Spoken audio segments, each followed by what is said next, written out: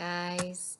Just wanted to let you know how excited I was to see you guys during our live little lesson today, and I look forward to doing that more with y'all. It was just really cool to see your faces and hear your voices and all that today. Um, what I wanted to talk to you about today are those verbs, and I'm not going to rap for you, so don't worry, but keep that in mind, that they are action words, and the way we put them are in those tenses, whether it's present, past, or future tense.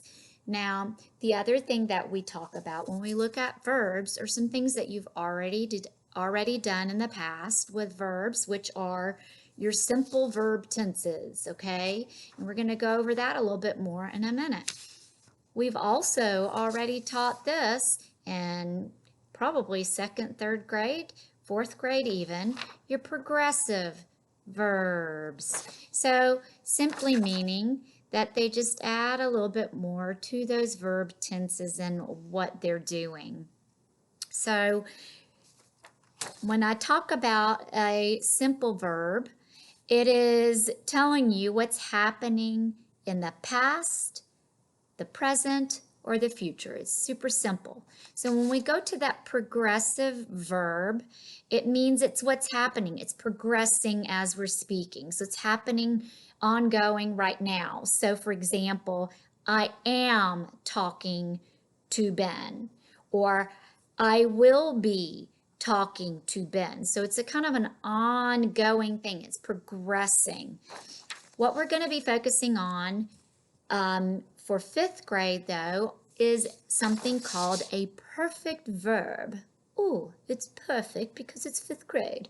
So when we think about perfect verbs, this is a verb that tells the order in which things happened or what must occur before something else can happen. So bear with me. I'm going to switch over to some slides and I'm going to talk through some of those for you. I'm going to do a little bit of a review, then jump into what these perfect verb tenses do, what their purpose is, and why do we need to understand what a perfect verb tense is. Okay, so stay tuned for just a second and I will get our slides up and going.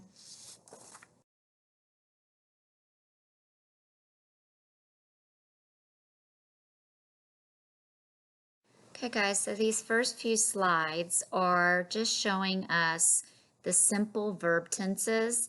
Those are the ones that we already know very, very well. These are tenses that are from the past, present, and future. Nothing too complicated about these simple verb tenses. The first one we're going to look at is the past tense in this simple tense because those are things that have already happened. Look at the examples there, such as Ben gave me a pencil. The girl walked to school and we sang at the concert. So still that past simple tense. Now, check out the present tense. What's happening right now? Okay, so Mark eats apples. She is a good student. And Kay climbs trees. Those are things that are happening presently and just as we speak.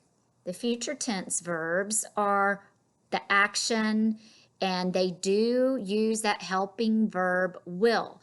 These are still in simple tense. So Hank will pet the cat. She will find a seat. Lynn will buy a bike.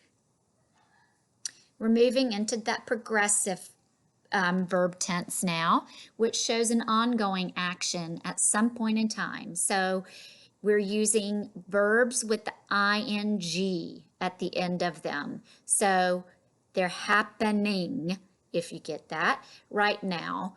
And we're using ing. Look at the progressive past, okay? So this is where we're simply using that ing form of the verb, but we're adding in for the past was and were. Was when it's about someone singular, and were with plural.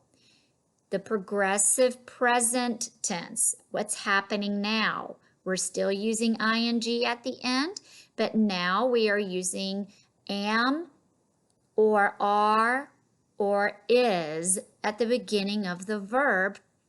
And then the future, we will be adding in will be, okay, to the ing verb. Take a good look at these slides as we're going over them. I will be talking to you. Okay, Ben will be. So that remains the same for all. Now, this is where we move into our 5th grade item, perfect verb tenses.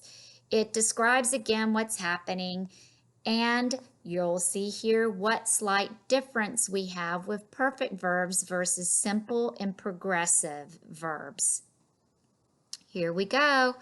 The past perfect verb expresses that an action occurred before another event in the past. You form this verb tense by using had plus the past tense. So Julie had walked over 90 miles last month. So adding that word had. The present, we're using have or has with that past tense verb. Okay, so still that ed verb. Julie has walked over 90 miles this month. So using the past tense verb plus have or had at the beginning. When you're looking at the future, you're looking at these verbs where we're adding in will have plus again that past tense verb. So by the end of the month, Julie will have walked over 90 miles.